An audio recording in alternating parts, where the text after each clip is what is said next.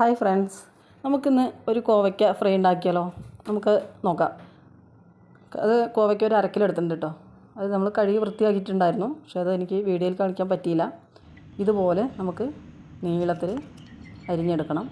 കോവയ്ക്ക നടുവേ 2 തുണ്ടാക്കി അത് കഴിഞ്ഞ് നമുക്ക് നീളത്തിൽ അരിഞ്ഞെടുക്കണം. പിന്നെ അതിലേക്ക് വേണ്ടിയിട്ടുള്ള മസാലകൾ. ഇപ്പോൾ മഞ്ഞൾപ്പൊടി ഒരു 1/2 ടീസ്പൂണ്, മുളക് പൊടി 2 ടീസ്പൂൺ ഇടണം കേട്ടോ, എന്നാലേ അതിനൊരു ചെറിയ എരിവൊക്കെ കിട്ടുള്ളൂ. പിന്നെ കായപ്പൊടി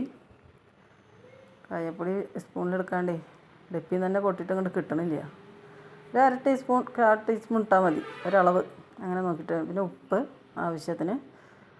കുറച്ച് നമുക്ക് അതിന് വേണ്ടത് ഒരു അരിപ്പൊടിയാണ് കേട്ടോ, ഒരു 1/2 ടീസ്പൂൺ മതി.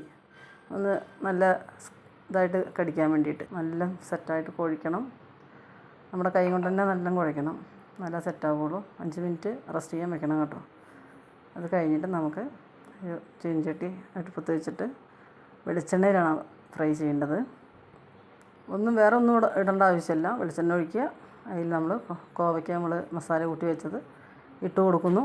നല്ല ഇളക്കണം.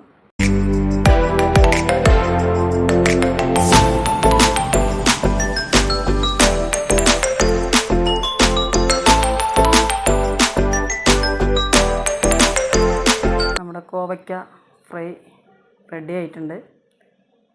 ഇതുപോലെ ഒന്ന് ചെയ്ത് കൊടുത്ത് നോക്കൂ പിള്ളേർക്ക്, അവർ കഴിച്ചോളും, അവർക്ക് ഇഷ്ടമാവും. ഒന്ന് കൊടുത്ത് നോക്കൂ, ചെയ്ത് കൊടുത്ത് നോക്കൂ. അപ്പോൾ നമ്മുടെ ഇന്നത്തെ വീഡിയോ ഇത്രയേ ഉള്ളൂ. അടുത്ത വീഡിയോ ആയിട്ട് കാണാം. ബായ്.